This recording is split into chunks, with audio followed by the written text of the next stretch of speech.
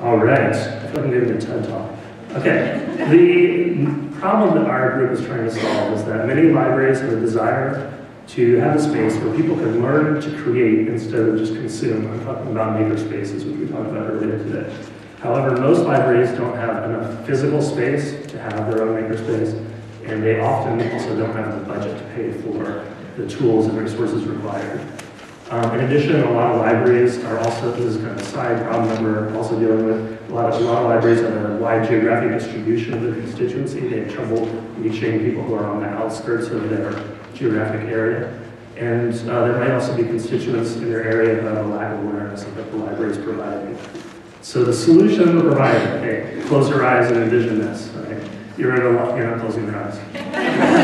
You're in a Walmart parking lot all by yourself, it's totally empty. In the distance, you hear the throb of bass, getting louder and louder. You hear tires squealing. All of a sudden, a cloud of dust pulling into the parking lot. A giant RV, flames painted on the side. Does a couple donuts, screeches to a halt. Doors open up, we walk inside. Inside of our mobile makerspace, an array of computers equipped with software for applications such as image editing, music production, 3D printers, programming, in addition to space for additional programs such as bicycle maintenance, culinary programs, et cetera, et cetera.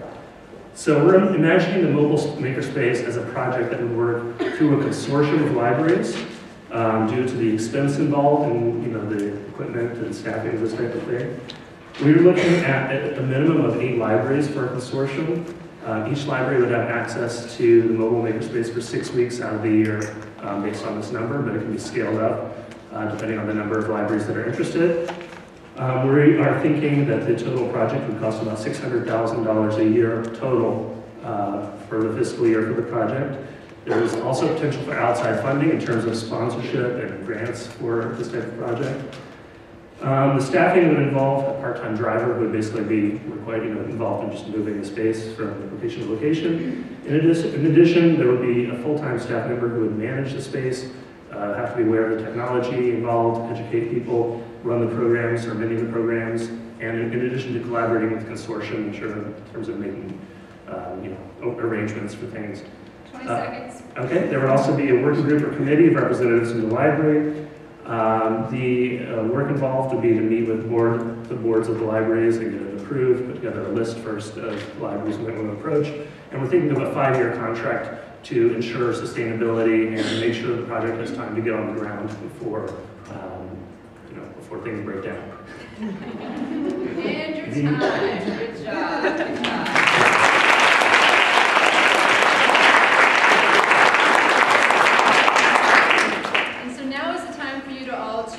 Pretend that you are their stakeholders.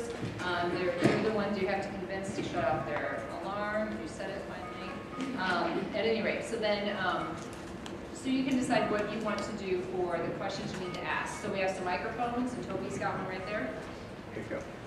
Well, I don't know how to do any of that stuff, but I want to learn. So how are you going to help me out? Well, who are you in this scenario? I'm one of your taxpayers. You're one of my taxpayers? Yes, I am. Well, that's a big part of what this space would do, I would imagine, is provide education for these types of tools. That's why we have a full-time staff member who is on the space. In addition, if you're working with the libraries who are involved with the consortium, we're also going to be having having involvement with people who actually work at the libraries. So if I'm at his library, they're going to send someone out who's also going to be working at the space while I'm in their geographic district. That answers your question. I'm an immigrant from Burma, and I have no idea what a computer is, and why is that van parked on my street? What's the point? Well, I think part of the goals with this is to promote creativity as a whole. So if you get immigrants, say from Burma, who don't know what computers are, you bring them into this space, and you show them what it is, and then hopefully through that space you spark creativity within everybody in your community. So we also mentioned that there's going to be additional space for the library to kind of tailor the mobile makerspace to their constituents as needed. So these don't have to be computer projects. I mentioned, ideas for bicycle maintenance lessons or culinary lessons. You know, so if I bring the space to his library and he knows that his constituents are not going to benefit from really high-tech lessons, then they can tailor it, use the rest of the space, tailor it to resources that would be beneficial to their constituents. And actually, having it there sparks a conversation. So it gives the library the opportunity to do the outreach, to promote before the vehicle is in your area. So that's where the conversation starts. I'm a senior citizen. I also have MS, and I use a wheelchair to get around. Number one, will I be able to make it into the RV to learn anything? And number two, can this whole operation move into my senior citizens living center or assisted center to the travel component? It definitely travels. I mean, that's... That was the idea, I think. Each branch would get it for 6 weeks, but it's not a 6-week block at once. It's like a chunk of a week at a time, basically. Each day could be somewhere different, depending on where the library thinks, its patrons need it the most. And, it's got an indoor component, but it also has it's the ability to sort of spread out, become like a Wi-Fi hotspot, and allow for different programs to happen right in front of the space. I am the director of one of your member libraries, and what happens when that senior citizen takes a fall coming out of the van and breaks a leg? What's the and what's the insurance? Included in our cost. I already thought about that. Yes. So there wouldn't be a corporate body that runs this. Do you know what I'm saying? The consortium itself is Yeah. itself. Yeah, we'd have to do whatever articles of incorporation we would need for the consortium. Right. But yeah, it would be. Because they also have a full-time employee as well. Right, yeah, exactly. What if it's raining? then that's inside. But if it's not, then, and tents are nice too. Yeah.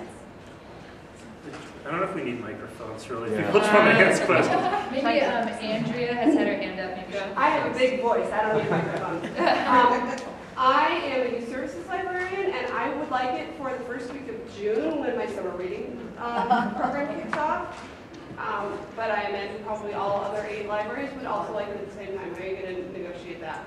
That's the job of the coordinator, who is the full-time person. We'll be asking libraries to, I think our plan was a rotating schedule, so everybody gets the schedule date, but we can also, for each year, adjust what that schedule is going to be. If it's 8 libraries, you're going to get it at some point during the summer, regardless. You can also try and swap with the person who has the first week of June. Right. You better offer them something nice, though. Let's go in the front row for our next question. You mentioned 5 years. Technology changes about every 30 minutes. Yeah. What provision do you have in your budget to keep up with things that will make makers' devices look silly in 5 years?